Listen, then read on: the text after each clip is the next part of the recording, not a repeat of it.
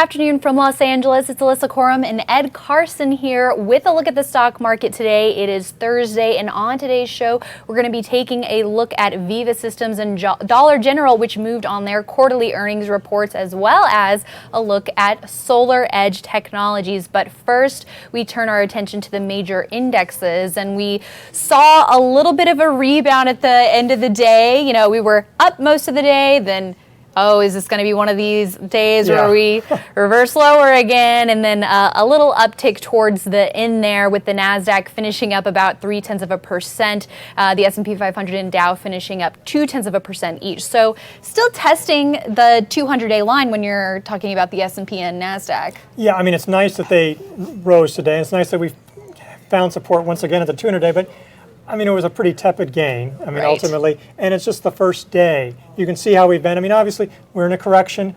You see, we sometimes have days that we go up and then it turns around. You really need to see a number of trends, a real trend, and then to really see that a rally attempt is confirmed. Right? This is just, it's like a basketball game. Anytime you can see a team always goes on a run. They might end up losing by 20, but there's always a run. And so we had a little gain, not a whole lot to make out of it. Yeah, it's a good analogy there. So we are now in a rally attempt, but we'll be waiting for that follow-through day. So we want to see a nice gain in volume heavier than the day before. But until then, it's time to just look for stocks for the watch list. Absolutely.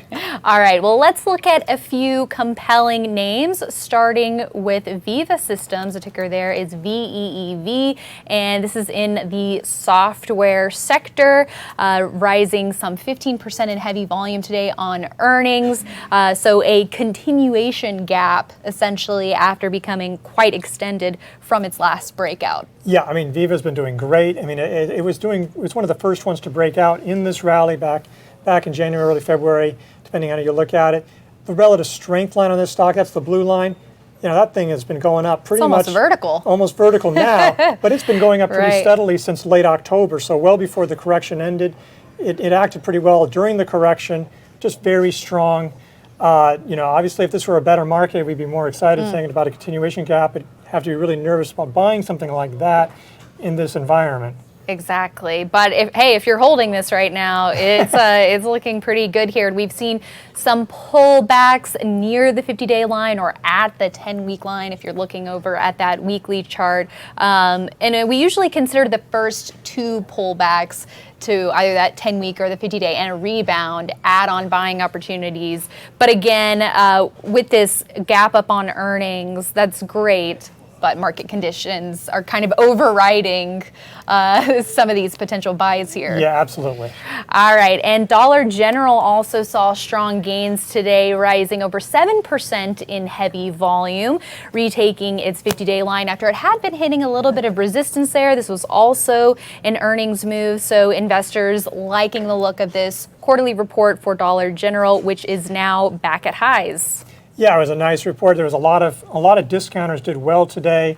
Burlington stores had a nice gap up. Dollar Tree, which is more of a pure rival. So nice action. I mean, the stock hadn't been doing a whole lot in terms of the RS line, sort of been going sideways during the rally and during the correction. But it was, nice action today, and maybe there's also been some beat down on the retailers. I think there's been concern about the economy, concern about how tariffs might affect some of these companies, and just outperforming. So there might be this like, oh, thank goodness that there was, it beat views and the guidance was, okay, and so to have that. But, again, it's just that kind of situation. This is nice. Hasn't been that powerful previously, so I don't know what would happen after this. Right, and just to underscore the reason why we like looking at the relative strength line, in general, it's a great technical indicator, a positive confirmation when you're seeing a breakout or, a stock hitting new highs, but especially during a stock market correction when you are pulling together your watch list, looking for stocks that are outperforming while the market's going down, is a good thing to be doing. Yeah, it's sort of like there's pent up. It wants to go higher. And of course, a situation like this, it might be a kind of thing, this is just sort of steady, like you figure out. Sure. And that sometimes happens, I know with auto parts retailers, sometimes you'll see that sideways action, sort of like it's just going to do what it does. And it doesn't, but yeah, the RS line is really a great way to tell pretty much in any market, is this a leading stock or a lagging stock? Very important to note. And we also want to take a look at SolarEdge Technologies. This is going to be a weekly chart, and it's now after bottoming back in December. It's about 10% off of its old high, so from a pretty deep and long base here. Why are you interested in SolarEdge right now? Well, the solar group has come back. I mean, it was had a pretty rough year. Yeah, a lot of hit these pretty stocks, hard.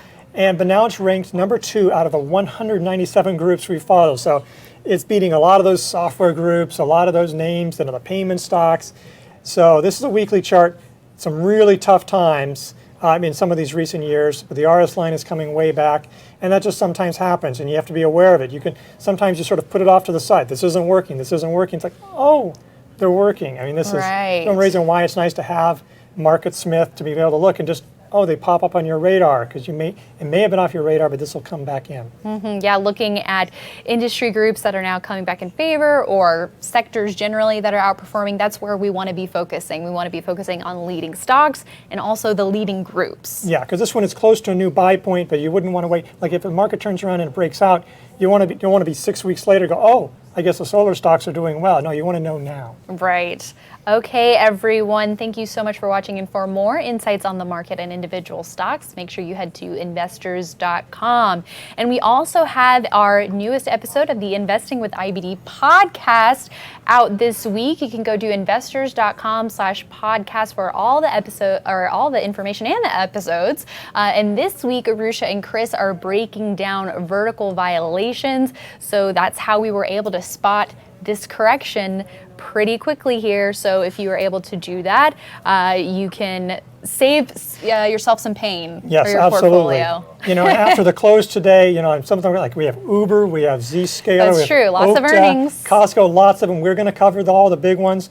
So definitely be paying attention. That's right. Okay, everyone. Thanks again for watching, and we'll see you right back here tomorrow.